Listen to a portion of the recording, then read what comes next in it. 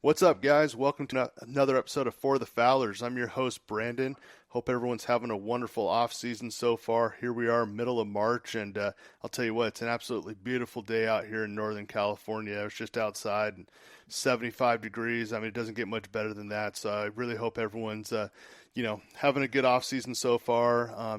Whatever it might be that you're doing, hopefully you folks are still getting outdoors and enjoying some outdoor recreation. But really excited about today's episode. We got a great guest that I'm going to bring on here in just a second, but a quick little introduction. We got George Parker, owner of Bluebird Waterfowl. You guys might know him as the inventor of that Animator that I don't want to take his thunder here, but that decoy attachment that is just an absolutely fantastic piece that I've been running for a few years now, and it's so good to have him on. So let's bring him on here. George, welcome to For the Fowlers.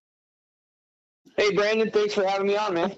I appreciate it, man. Thank you for the time, and sorry about those hiccups. We were having a little technical difficulty on my end, but I appreciate your flexibility and everything. But it's good to chat with you.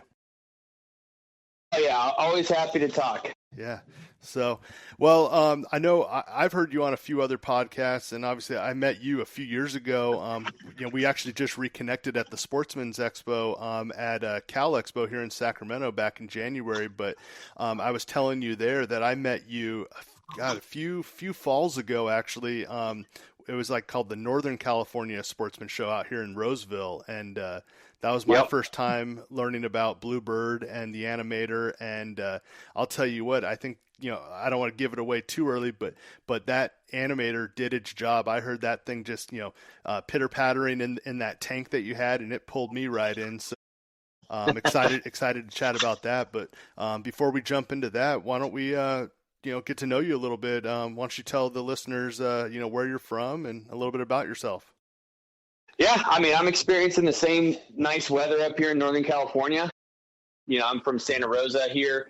I lived in Vacaville for a long time when I was growing up, and then ended up moving down to San Diego for 9 years of my life. And that was a big part of, building who I was as a young man, and moved back up here in 2016 and been here ever since.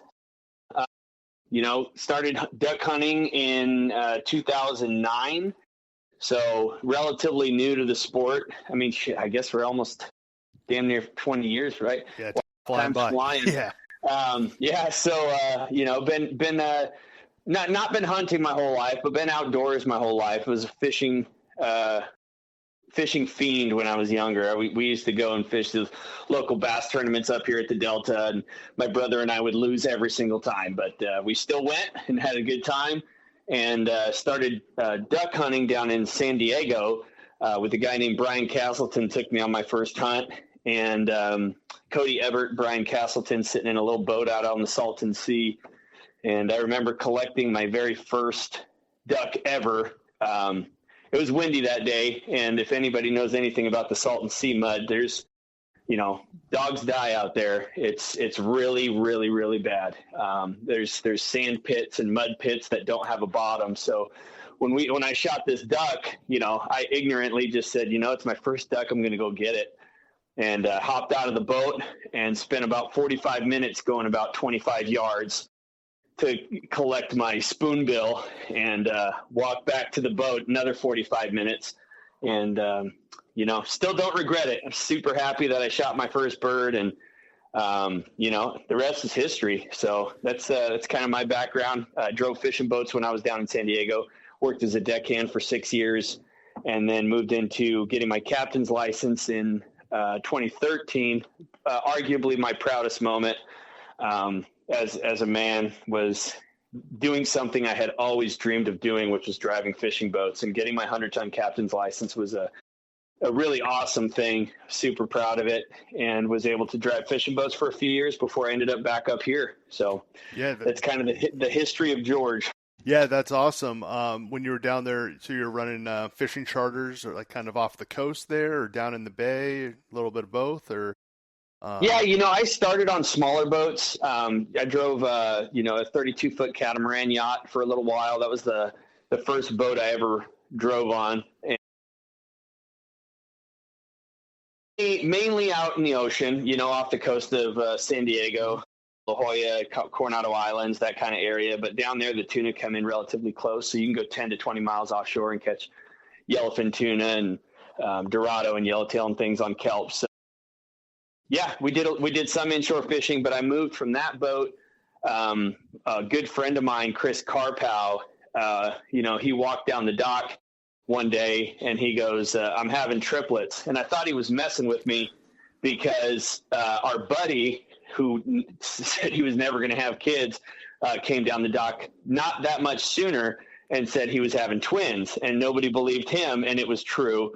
So when Carpow came down the dock and said he was having triplets, nobody believed him until, we found out that it was true. And he drove a boat called the Sea Watch, which was a 65-foot twin screw, so 2 propellers, carried, we traveled normally with about 35 people, but I ended up running that boat the entire tuna season, which was arguably one of the best tuna seasons for yellowfin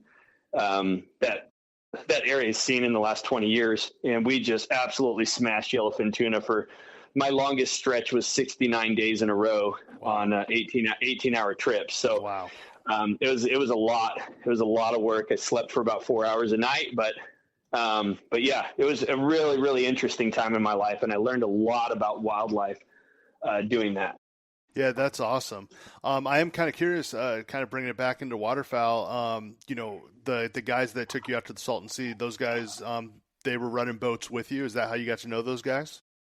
Yeah. Brian Castleton was the captain of a half-day boat. Cody Everett at the time was working deck. He currently has his 500-ton license, and he's doing big things. Brian Castleton's still working on the half-day boat as far as I've heard. But yeah, yep. Most of the people that are involved in these stories have something to do with fishing. Yeah, for sure.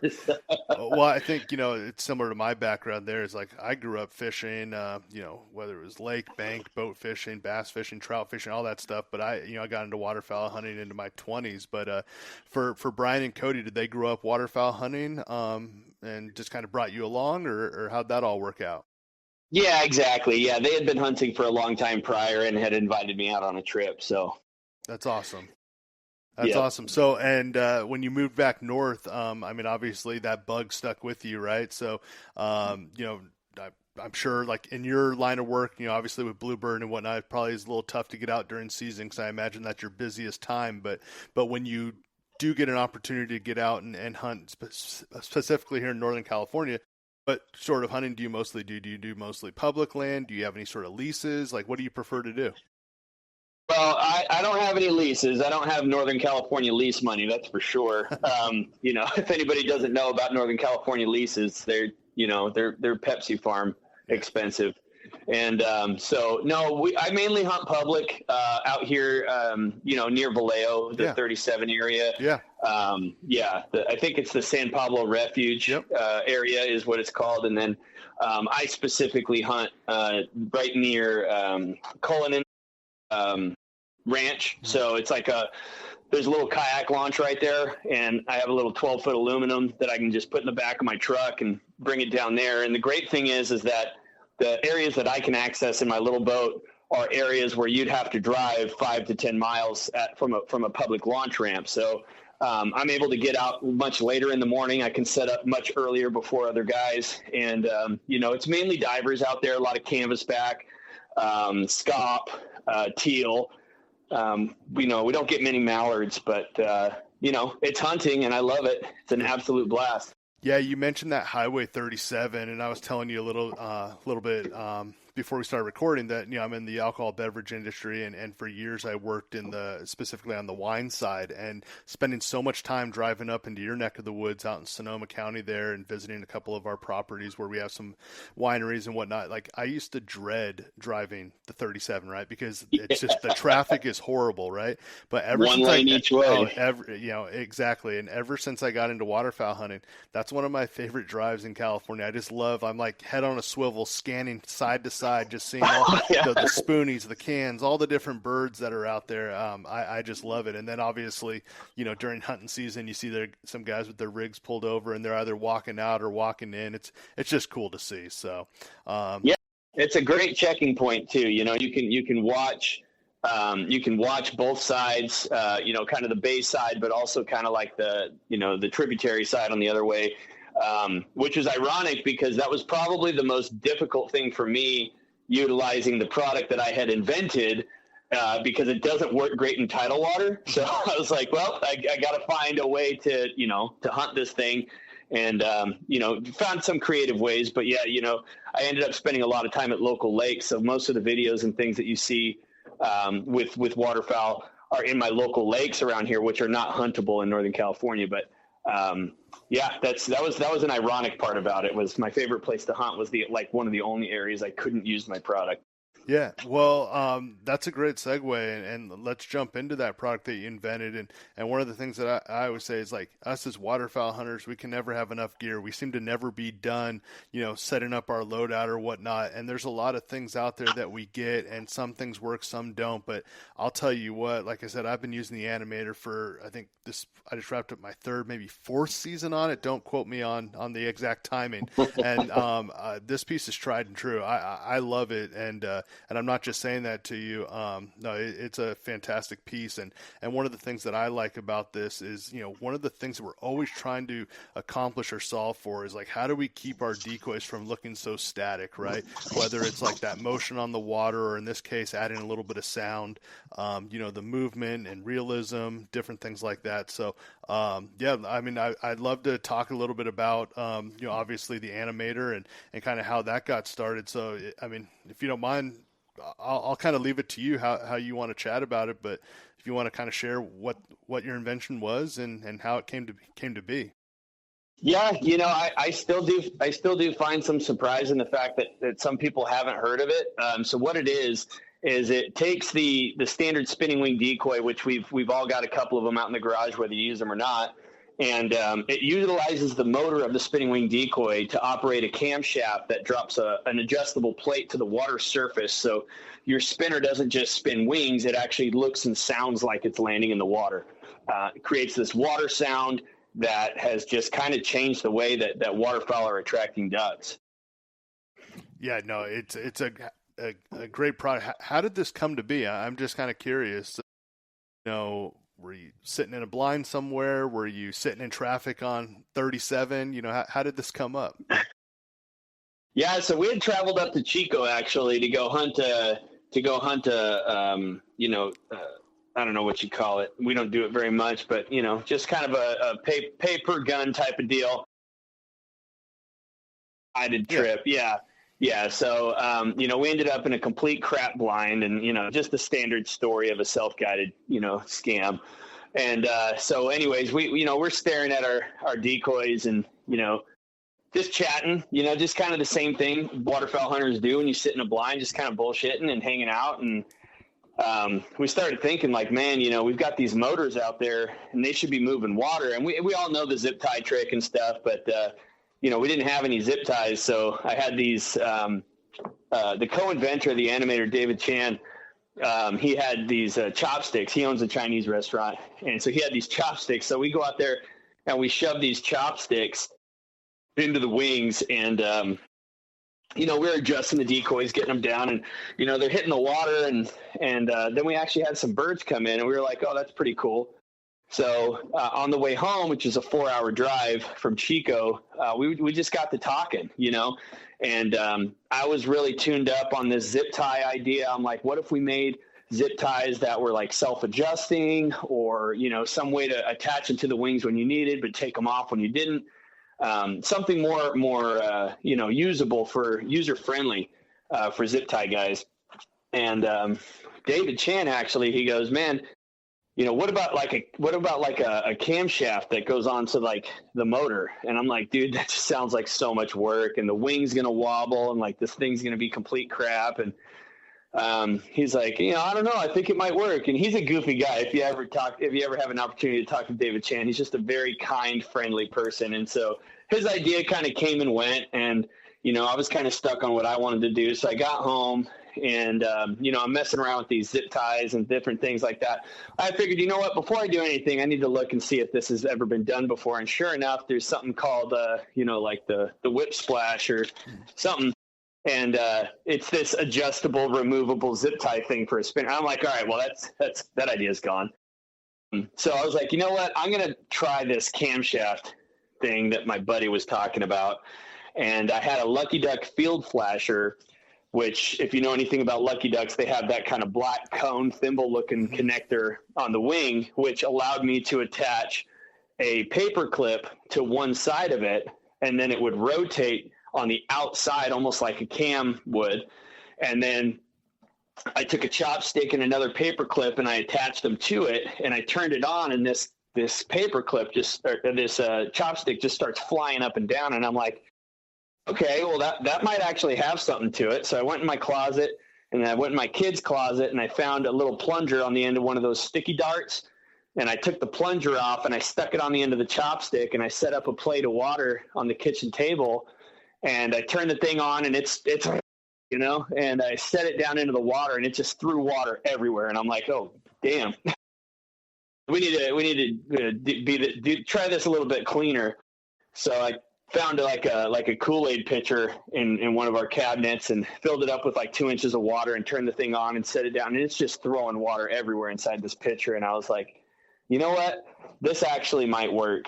And so I decided to buy my first 3D printer and watch some YouTube videos on how to create CAD files and 3D images and stuff. So I spent a couple of weeks practicing just printing anything, and once I figured out how to print stuff, I decided to try to create the very first Animator, which I still have a box of. And maybe I'll see if I can find the box and take a picture. But they are the ugliest, most disgusting looking 3D prints, but they operated, right? So the very first one I made was for the Lucky Duck, and it was just the Lucky Duck connector, a tiny little piece in the middle with a hinge, and then an outside wing connector.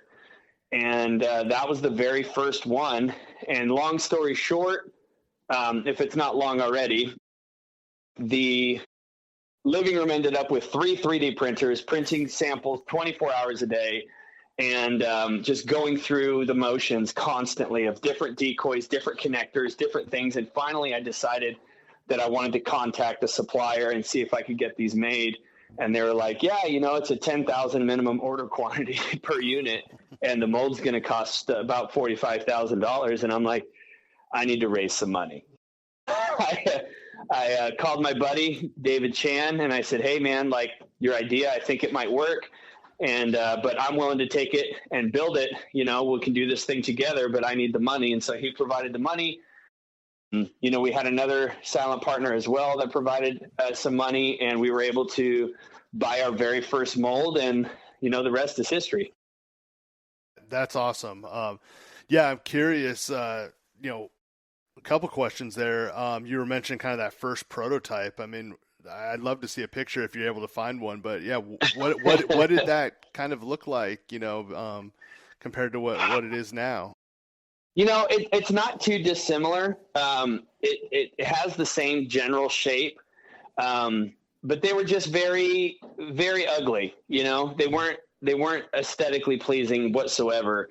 And come to find out that my design that I had originally designed was impossible to put into a molding environment. So we had to change the molding design to fit whatever was actually going to be feasible to create in the mold. So it started out ugly and disgusting, and with a little bit of engineering help, it turned into what it is today.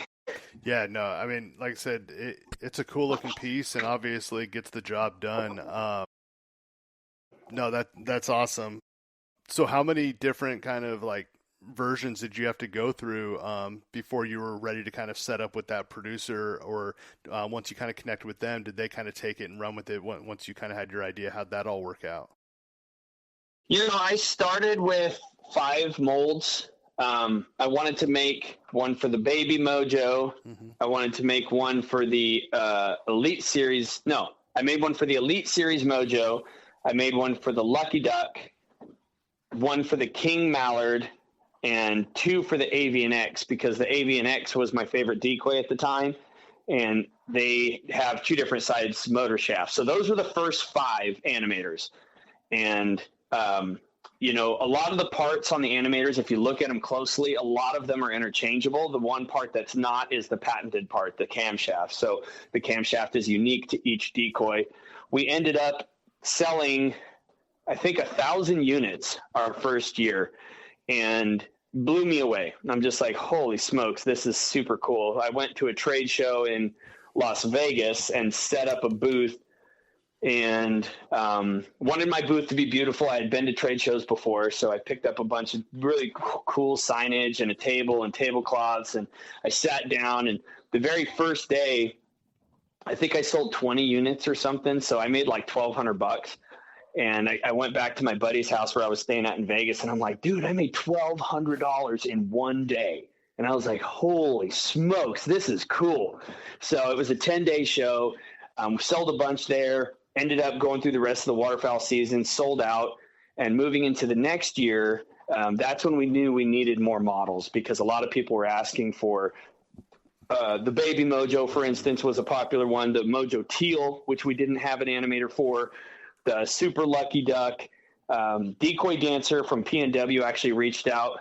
They wanted to make one. So we ended up with 10 models total. And, you know, moving into year 2, that's a whole nother story. Yeah, but, and I'm kind of, as you're talking, I was kind of following along here. I'm looking at all the different options here on your website here. So the technology is all the same. It's just the attachment, right, that you have to change, like when these new Robo Ducks come on the market, right? Is that basically it?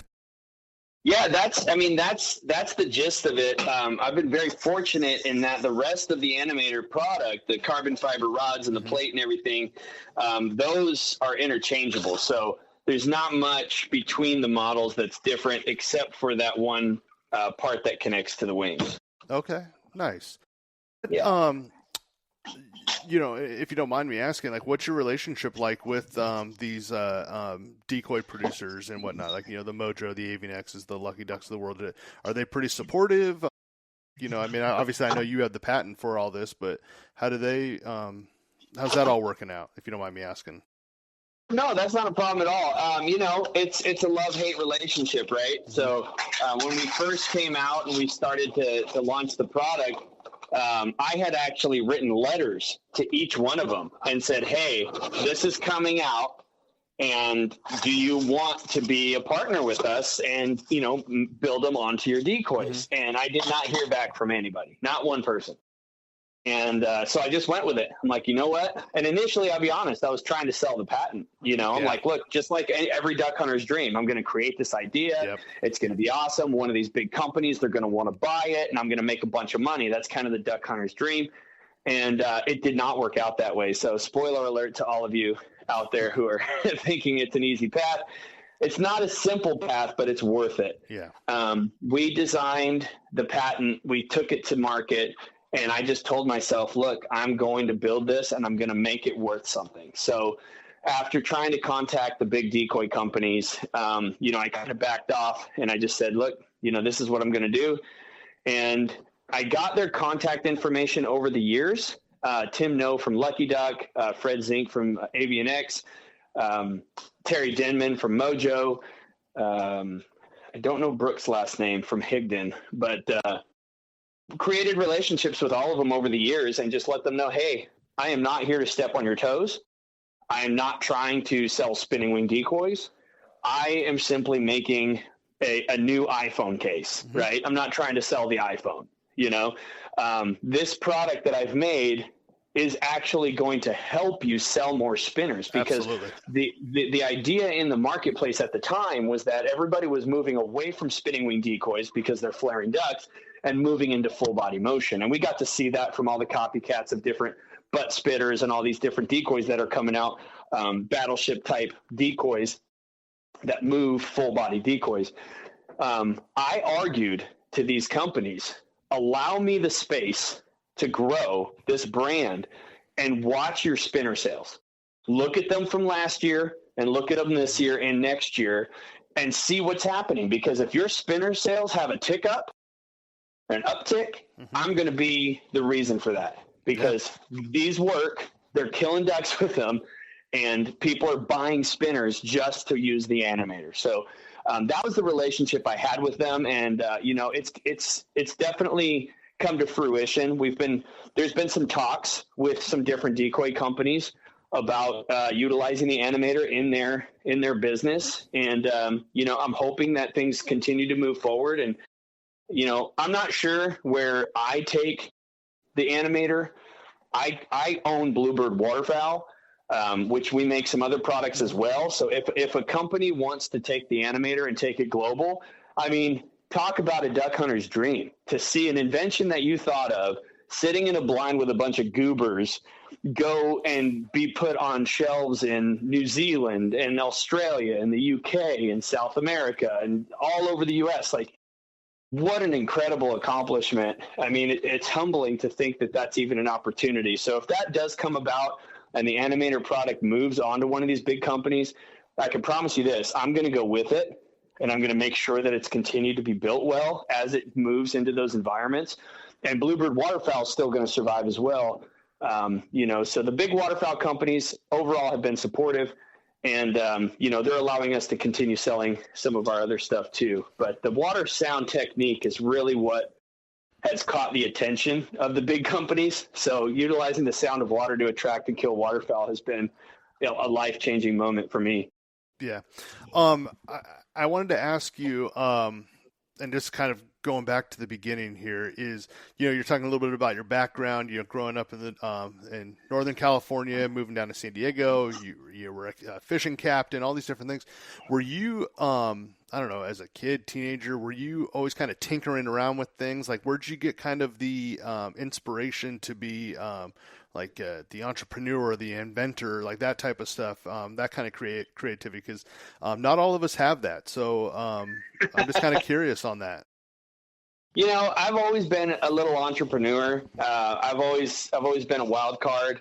My brother spent almost his entire speech at my wedding talking about all the different things that I've done in my life, because it's just been so completely random.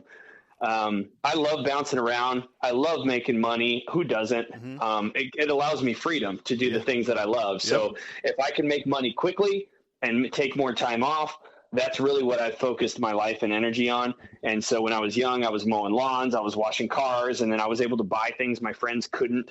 And I was always tinkering with things. I actually had these things called Tinker Toys, and they were back in the time of Lincoln Logs and stuff like that. So I would build and do all kinds of stuff. I built a mouse trap out of the Tinker Toys, which I know you're not supposed to do. It had like pins on it and shit, But I've always been a tinkerer, and I've always been a free spirit.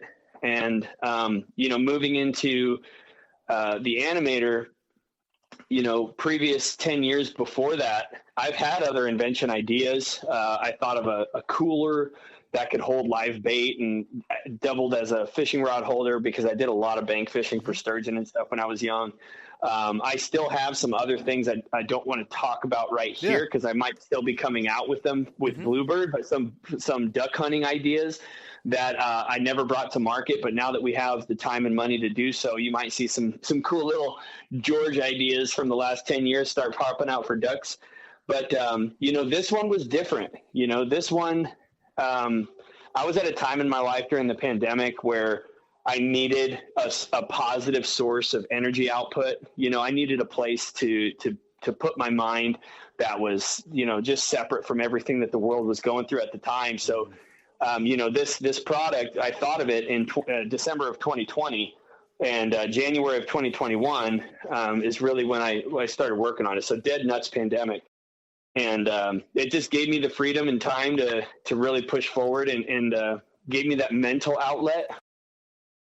And, I'm also a man of faith. I believe in God, and I believe God is a huge part of our lives. And to each his own. I'm not here to preach to anybody, but I feel that God knew my heart at that time, that I needed that outlet, because what ended up happening to me with the Animator is it was life-changing. It was a product that was supposed to make ripples with a mojo, and instead it created this sound of water that guys were actually finishing birds in pea soup fog and foggy conditions, and able to finish ducks without vocal calls. And nobody saw that coming. I didn't see that coming. We've got it patented like a lead blanket right now, but that completely new way to attract and finish ducks utilizing the sound of water. I mean, it was just, I always say it happened to me. Yeah. It's not, it was a byproduct that ended up being the sole purpose of what makes the Animator so special. Yeah, no, that's awesome. No, and it's great to kind of hear the background there and what inspired you to get this going. Because I think a lot of things came out of like that kind of COVID era when people were kind of sitting around or looking for that outlet. I know this is fantastic. That kind of fast forward, 6 years, like 5.5, I think, if you said, good for you. That's another great segue, because I do want to talk a little bit. You were talking about like the sound that came from it. Can you talk a little bit about like the features of the Animator? Because one of the things that I wanted to ask about was, did it start with motion and then the sound came? Because I know one of the things that I got from you was like I got that silent plate too to use in addition to like the standard sound plate. Can you talk a little bit about kind of those two options and how those are used out in the field? Yeah. So, starting with the standard plate, the standard plate makes like a crunchy sound. It has air pockets in it. And that was another thing that kind of happened to me too, because the original design of the plate almost looked like a meat tenderizer. It had a bunch of those little diamonds on it, and I was trying to create the most ripple that I could. But when I took my designs over to the molding factory, they said, hey, again, it's not possible to mold this way. We have to put these ridges in. It's going to have cavities. It can't be this thick here. It has to be thin there. And so working with the engineer, we designed this plate design. And what it does is it actually captures the air underneath with the water and spits it out these spots in the sides and cavitates the water exactly like a bird's wing. So that's what the sound plate, or the standard plate is what I call it. That's what that does. And then the silent plate, initially, this was a loud product. And, making videos on Instagram to show people what it did, people were just like, I'm never putting that in my spread, ever. It sounded like a machine gun.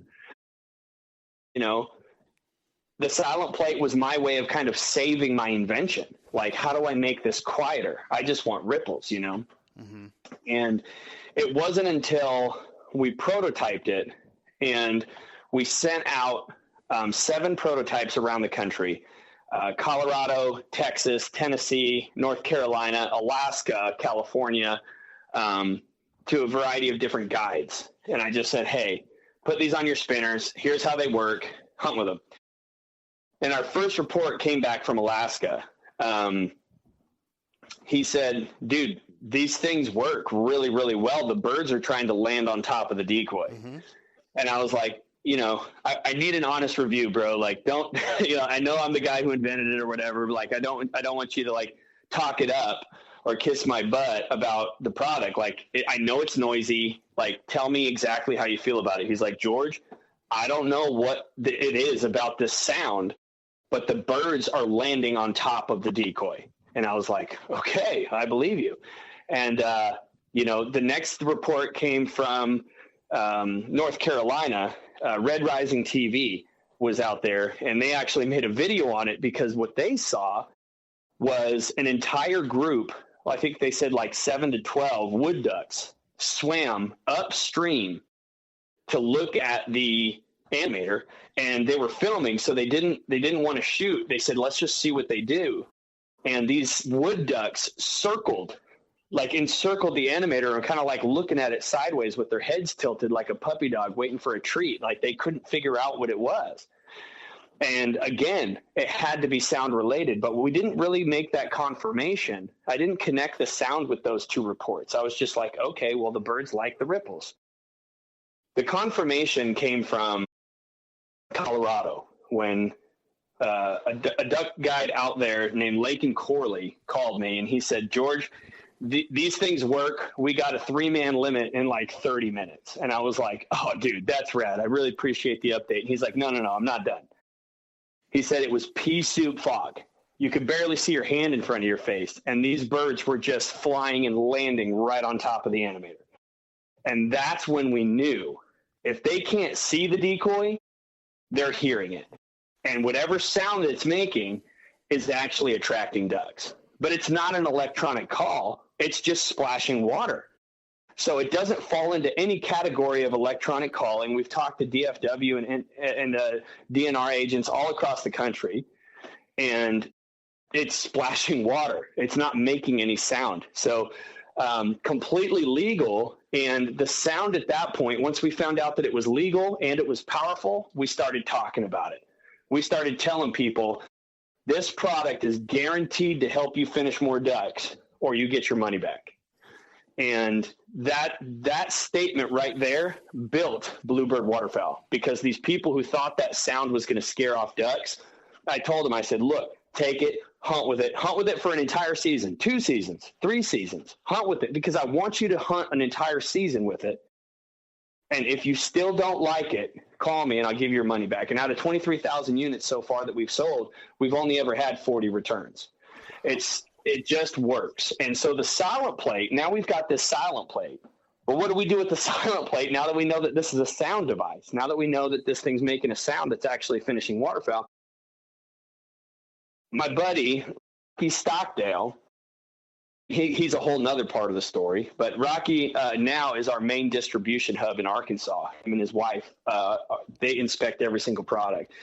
If you've received something from Bluebird Waterfowl, it came from Rocky Stockdale. Okay. And in the beginning, he was just a hunter hunting with it. And he sent me a video and he goes, hey, George, this silent plate is not silent. And I'm like, well, no, it should be completely silent. He goes, no, we killed ducks over it, but I'm just telling you, I'll send you a video. This thing's not silent. And what he had done is he unintentionally put it upside down. And the slightly concave portion of the silent plate upside down sounded almost exactly like a teal or a wood duck, like a small duck. Instead of that big, heavy crunch from the standard plate, now we have this accessory plate that sounds like a wood duck or a teal.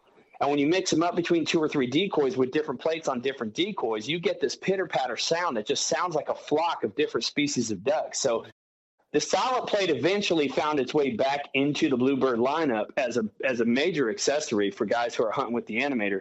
But the initial onset of it was the silent plate was designed for the people who would never hunt with an Animator because of the sound. So that's kind of a long backstory of why this product works and why we have 2 different plates. No, well, that's awesome that for that silent plate that those folks, I'm sorry, you said they were out of Arkansas, that they found that kind of that solution. You Yeah. cut it upside down, you do get that popping sound.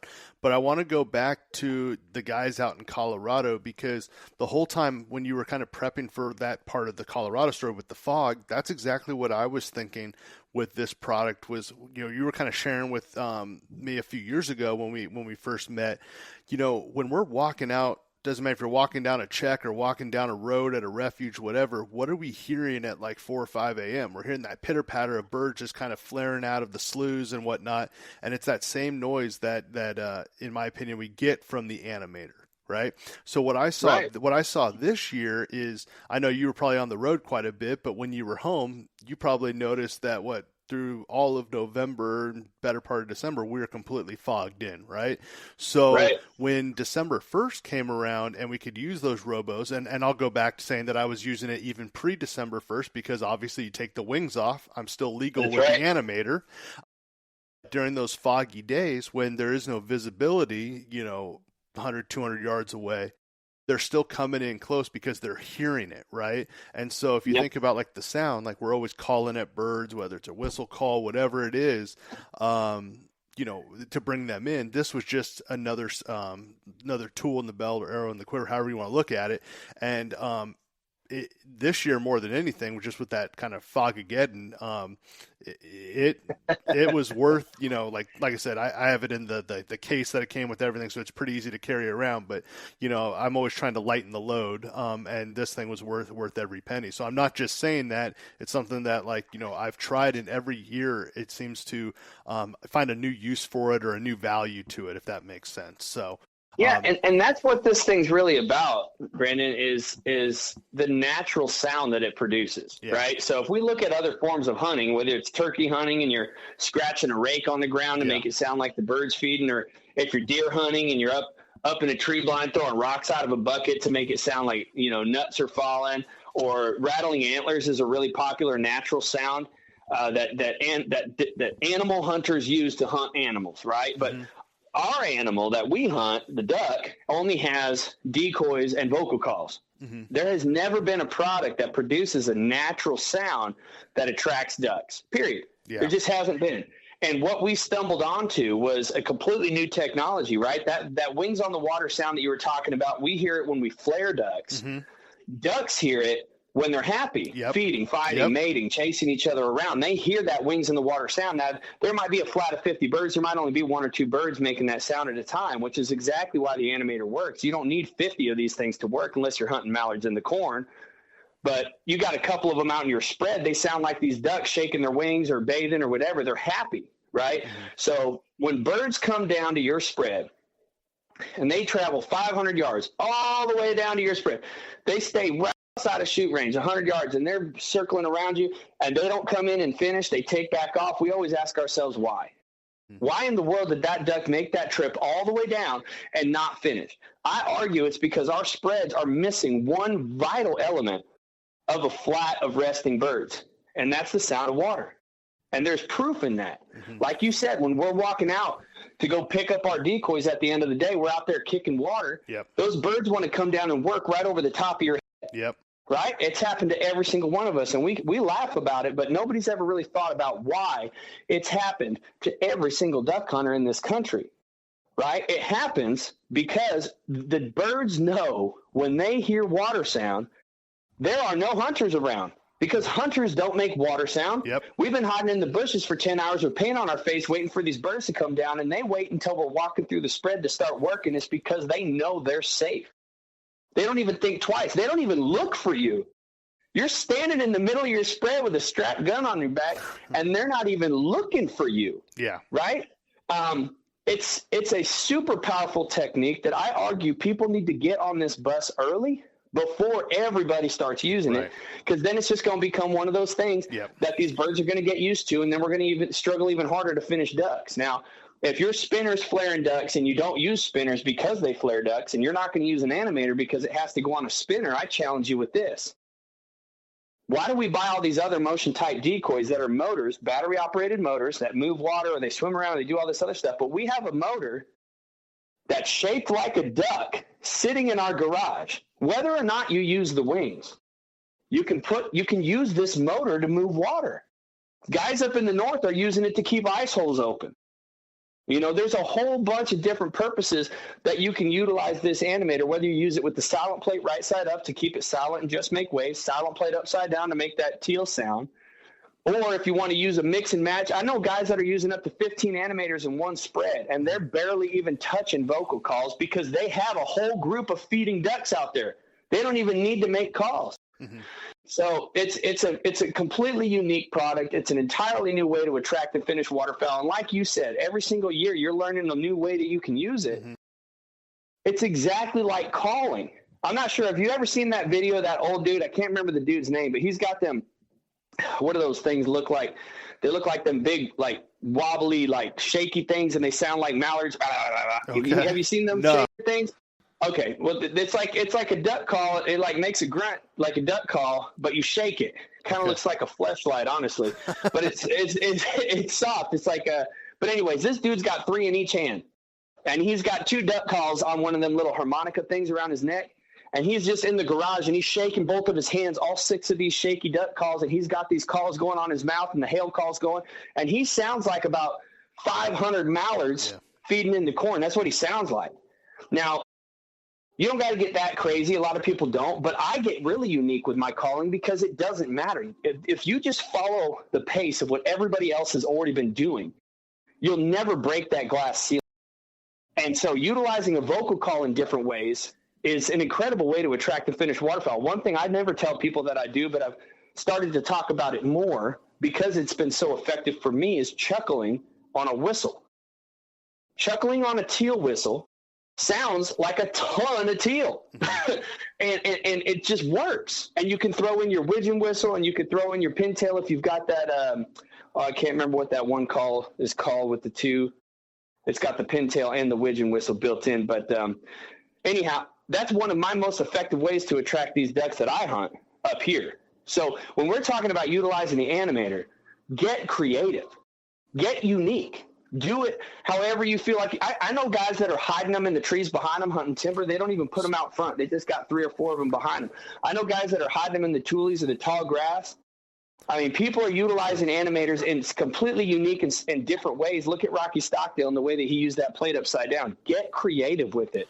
Utilize this water sound technique in ways that your friends aren't, and you're going to kill more ducks. And we're the only company in the country that's guaranteeing you that you're going to kill more ducks. Yeah, so kind of my own evolution with the Animator, and that you just hit it right there, was, when I first got this from you, I'm putting it out in the middle of my spread, and now I kind of will run it different ways, because you just hit it right on the head, where it's like, we need to find ways to be different than the group that's set up 100, 200 yards away from us, right? And so when everyone, it doesn't matter. I'm here in Roseville, so I drive up and down the 99 all the time, and I look east-west, and I see the same spreads off the same checks all the time, right? And it's like, you go out to the refuge. We're all running kind of the same gear. We put our robo out there.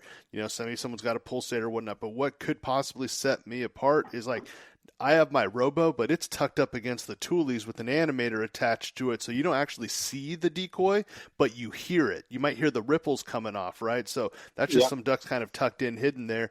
It's whatever works, and I think that's what's great about this, and I'm sure you love hearing that kind of feedback from, real hunters out in the field that have been like, hey, George, I stumbled upon this, or, they maybe are calling you about something, and it's another benefit of it. So that's awesome. I did want to ask, and I'm sure the answer would be kind of, hey, whatever works or whatever you find success with, but I'm curious on this, like, what types of spreads does this work best in? And I know we were just kind of talking a little bit about that, but the second part of that is, how many of these, and I'm sure from a sales standpoint, you're like, hey, run as many as you want, but how many of these should, a group be running out in their spread? Have you heard any sort of feedback where, there's too many or not enough? Like, what's kind of the idea there? That's like asking somebody how many people should be calling at the birds. Right. It's completely unique to your particular situation, with one caveat. Regardless of my sales or whatever, I didn't start. I've always told, my very first podcast I did with Billy Campbell, I told him, I'll tell you the same thing. I've never been in this for the money. Mm-hmm. That's why I have lifetime guarantees on everything. I don't personally mind if you buy 1 or 15, but I will tell you, 2 is the bare minimum. Okay.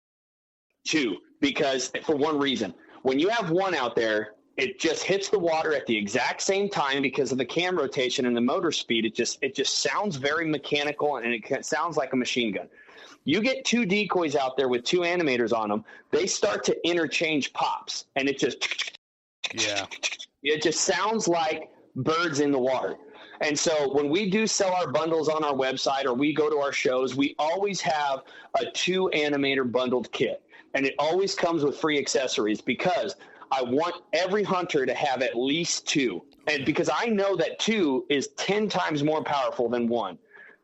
Now, once you go above 2, that's completely up to you. Like I said, I got guys out in Colorado hunting 10 to 12 of these per spread. They're barely hitting the call. I got guys down in Southeast Texas that like to run 4 of them in the timber, and they're doing exceptionally well, just finishing birds with that water sound. Out here in California, I tend to run at least 2 or 3. But it just varies. These California birds, guys like down south, they like to say, oh, our birds are all beat up. Dude, you haven't seen beat up birds until you come to California. It is insane how smart these dang birds are. And I don't know if they just get beat to hell in Oregon and Washington, but by the time they get down here, man, they are just smarter than heck. Yeah. And we're not even that far south. You can imagine hunting like Worcester down in San Diego. Mm-hmm. But the amount of Animators that you run and how you run your Animators is completely personal and up to you. I've always told everybody the same thing. It's in the email you get when you order from our website. It's on the package that you receive when you order it from Amazon. Practice with it before you hunt with it. Mm-hmm. You would not take a call out to the blind if you'd never blown it before. right? And I'm not talking about a mallard call. Anybody can take a mallard call and figure it out in about 10 seconds on how much back pressure, airflow, or whatever they need to be doing to hit that mallard call. That's different. What I'm talking about is the first time you've ever hit a mallard call. The first time you've ever hit it, your buddy told you straight up, you're not calling today. Yeah. Right? It takes time to learn a new technique, and water sound technique is no different. We've got the off season right here. We've got a huge sale going on the website. We always do in the summertime because it's off season, but a great time to check them out, get some, and practice with them for a month. Take them out. I always tell guys, if you're in the middle of the season and you need to practice with them, it takes about 30 minutes to learn how to use it properly. But if you want to get weird with your technique, figure out what you want best, take some time. Go out there and charge up your batteries, take your dog out, throw the dummy around, practice with the animators, get used to them, because when that opening day comes around, the last thing you want to do is setting up that animator for the first time. You don't want to be taking it out of the package in the blind. You will absolutely be calling me to return it if you do that, because it's a pain in the butt to set up if you're not used to it, and doing it in the dark makes it even tougher. So. Yeah, I 100% concur with you on that one. Fortunately, I tinkered around with it in the backyard and was kind of messing with it because I wanted to learn. Because the first time I went out to the field with it, I had my jet sled right there. I'm working off that, and I'm in 3-4 feet of water and just putting all like the poles together, all the different things with the head. Yes, I agree with you. But once you get it going, and it's good to learn like just the attachments, where to put those sound plates and how high to run them off the water, all those different things. So, yeah, no, that's awesome. Well, I know we're getting up on time here, but I know we've spent a lot of time talking about the Animator. I wanted to give you an opportunity to kind of chat a little bit about some of the other things that are available at Bluebird. I know you guys now do the wings as well. Yeah. Yep. The wings are going to change everything for duck hunters. I can promise you that. Yeah. How's that been going so far? And how long have you been doing that? Well, we just launched them at the beginning of last season, and we almost immediately sold out within like 30 days. We had to put in another order for them. This product is new. It had some quirks. If you're listening to this podcast and you had any issues with them, first off, I'm a phone call away, fully warranted, get you a new product out without question.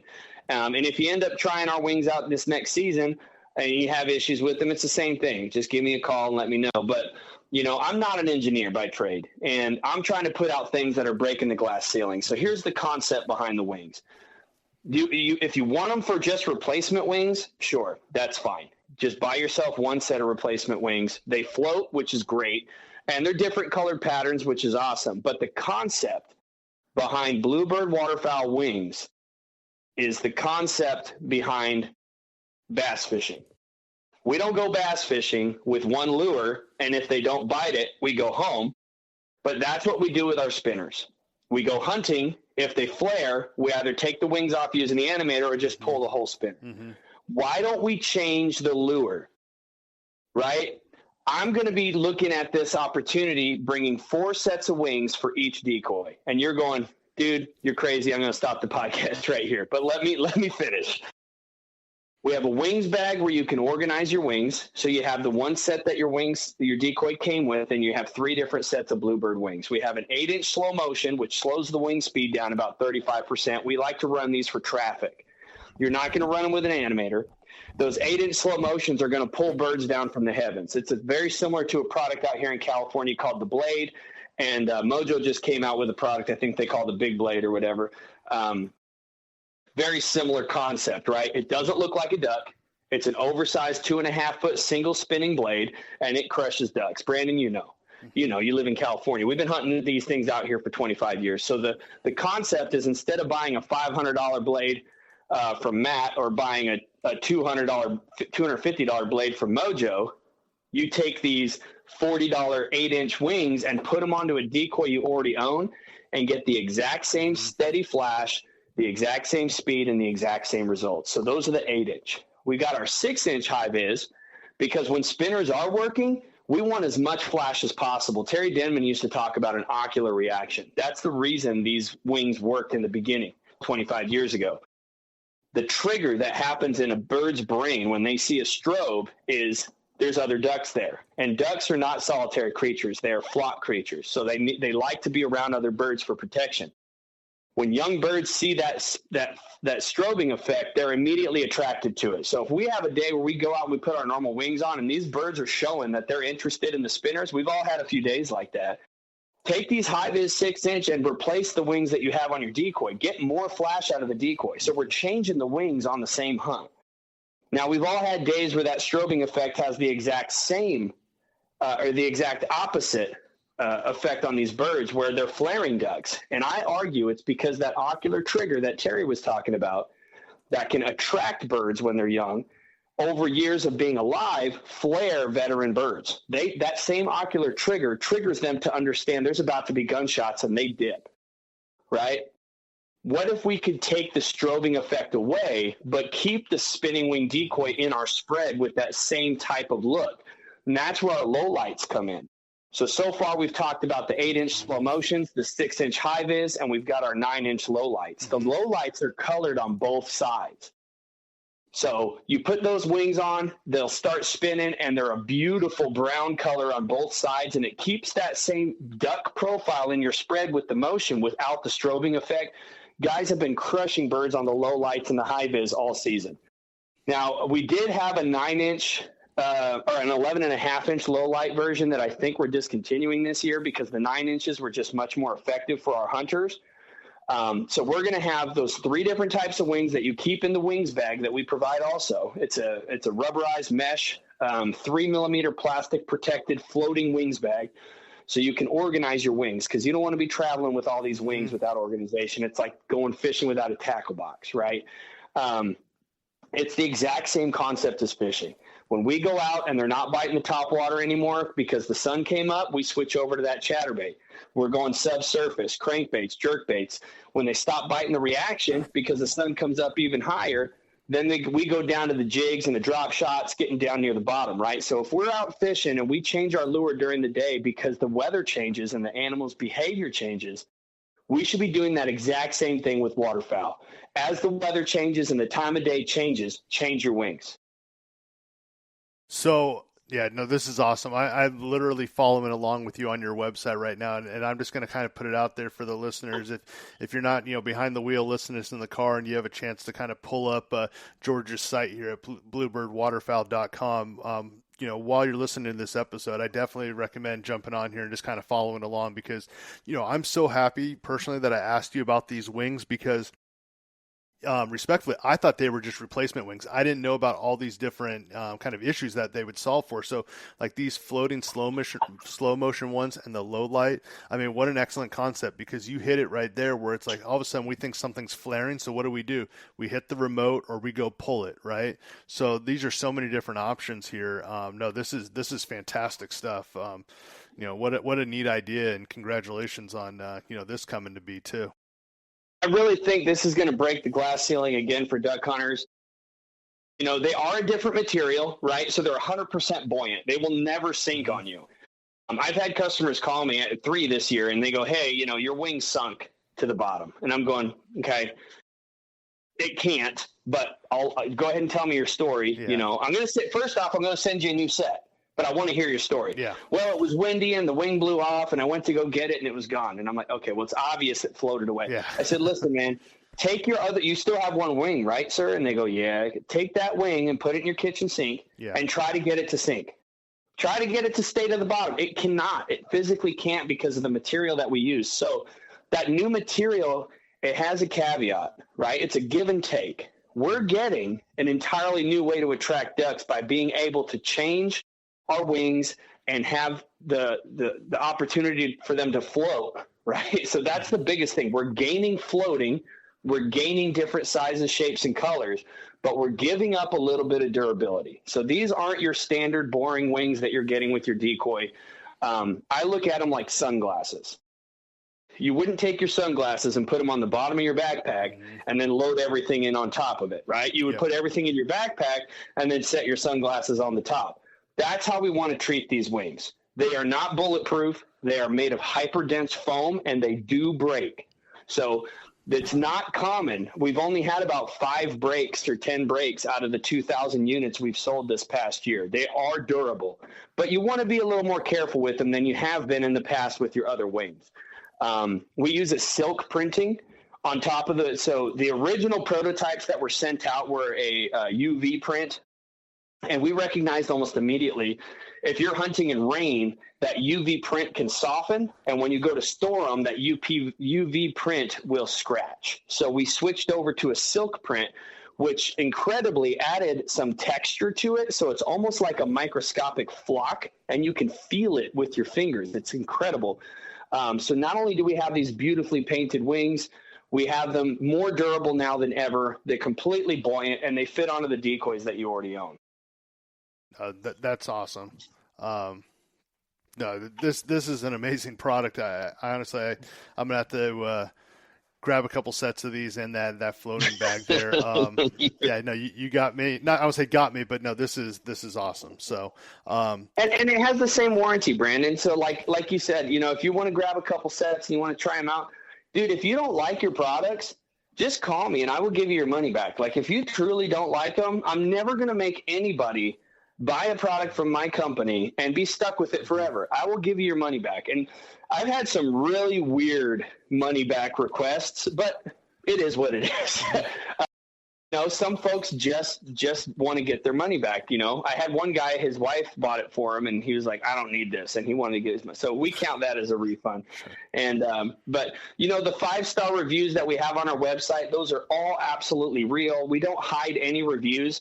I'll be honest about how we process our reviews is anything 4 stars and under that I call the customer immediately and I say, hey, what could we have done better? What issues are you having? And most times it's user error. Mm-hmm. They didn't practice with it. They opened it up in the blind, or one guy was using recycled batteries from the hospital that his wife works at. So it wasn't making the sound properly. There's 95% of our 4-star and under reviews have been user error. And I always politely ask them at the end of the call, I was like, hey, now that you know how to use the product, would you mind trying it again? And I'll just hold this review until you call me back. Mm-hmm. And they're like, yeah, you know what? Don't post the review. I'm so happy. I've got it out in the yard right now. It's making the sound it's supposed to. And so if you see that our reviews are mostly, 2 to 5 stars, it's because those are honestly the reviews that made it through with permission from the customer. Because if somebody, like, I would get a 2-star review and they're like, never used it. Mm-hmm. And I'm like, okay, bud, I'm not going to allow that review to go through because it's not an honest opinion of my product. So we never, ever sustain reviews. We have over 350 5-star reviews from actual customers, and the people who have had under 5-star reviews is generally user error and just needed some help. I'm always available. The phone numbers on the website come direct to my cell phone. And that goes for the wings too. If you're out there and you're hunting with them and you're like, dude, this thing snapped in half, absolutely, brand new product to you. I want to know why. I want to know how, so that way I can make it better in the future. But all my products are guaranteed, no matter what. Yeah, I'm glad that you mentioned that because I did, as we get ready to close here, I was going to mention that if you didn't, is like I know in listening to you on other podcasts and obviously just connecting with you in person a couple times that if there is anything wrong, it's so easy for us to run to the keyboard these days, right? But take the time, give George a call. He's going to be the one that answers. It's not going to be some automated thing, and you know what? He's going to walk you through it, and that's just, second to none when it comes to customer service and you mentioned the warranty, all that different stuff. So, and that's just because you truly believe in the product, and like I said, for myself as a user, don't get me wrong, it took some getting used to at the beginning, the setup, all the different things, but that comes down to that practice. But once you do it, like I said, it works for me and my group for sure. So, yeah. And I do something I like to call Facebook hunting, where I just monitor all my Facebook comments, Instagram comments, and everything. And if anybody's ever just like tried these, didn't have a good experience, I'll find their name, look them up in my system, send them their money back immediately, and then I'll call them and I'll just start the conversation. Hey, I want to let you know I sent your money back. I'm sorry you were unhappy with the product, but can you tell me why? Yep. And they're like, oh, dude, you didn't have to send the money back. Honestly, it was just my buddy had a trouble, da-da-da-da-da. And like most people are super cool. Yep. So if you see someone out there in the metaverse that is having an issue with my product, let them know. Hey man, give them a call. Like Yeah. your money will come back, your product will get replaced. I've actually done both. I've replaced products after giving a refund for free, because I want people hunting with my products. I want people to enjoy hunting with my products. And I really want, if tomorrow's my last day on this earth, I want Bluebird Waterfowl to be remembered as the company who stood up for waterfowl hunters, who set the example of how waterfowl hunting companies should be treating their customers, and hopefully making a change in the waterfowl community moving forward. Absolutely. Well, George, man, I can't thank you enough for coming on For the Fowlers. Hopefully we can connect or have you on again maybe next season when, the next Bluebird product is out, or maybe you have something to share then. But before I let you jump off, I know I teased your website there, but what's kind of the best way for folks to find you? Is it Instagram? Is it on the website? How can folks get a hold of you or pick up any of your products? Yeah, I mean, bluebirdwaterfowl.com is a great place to get the products. We also have our products in a variety of retail locations around the country. The full list is listed on our website. The phone numbers on the website come directly to my cell phone. So if you ever have interest in talking to me, whether you have a new idea and you want to start a company, you want some help around with that, or if you're having some questions about the Animator, you've been watching it for a while, maybe not sure if it's going to be good for you, if you're buying your first spinning wing decoy and you're not sure which one's going to work best with your Animator, I'm always there for you. Questions about the wings, or if you just want to talk duck hunting. I have a couple people who just call me occasionally just to talk duck hunting. So the bottom line is bluebirdwaterfowl.com is a great way to find ways to get a hold of me. The email, phone numbers, all that come directly to me. Instagram, if you could give us a follow, Bluebird Waterfowl, or Facebook. I think we have a TikTok, BBW Animator, but I'm not really on there that much. But I'm always available. I'm easy to find, and don't be shy if you need to talk to me. Real quick, any other shows coming up? I know you do a lot of that. Anything coming up, or are you in a little bit of a break? Can folks come out and see you in person, or? Yeah, no, we're doing our trade show tour again this year. We have cut back a little bit. I'd be lying if I said 2025 was great for us. It was a tough year for a lot of my friends too, in different waterfowl companies. It was just that way. So we did have to cut back on a little bit of trade shows, but we are going to be at Game Fair in Minnesota. I believe that's early August. We're also going to be at the Wisconsin Waterfowl Festival. I believe that's around August 22nd. And then my team is going to Dive Bomb Fest. Yeah. So they're going to be down there in Missouri. I believe that one's in mid-July, and then they'll be traveling over to Ducks. I believe that's in Memphis. So at the DUX Expo over there. So we've got 4 trade shows planned for this summer. We really don't do much in the fall. That's our busy season. We try not to leave the business alone too much. But yeah, no, we're going to be around for sure. Awesome, man. Well, like I said, I can't thank you enough, man. It was great chatting with you. For the listeners, don't forget to rate and review and follow us on Instagram @ForTheFowlers, and we will see you next time. You guys have a good one.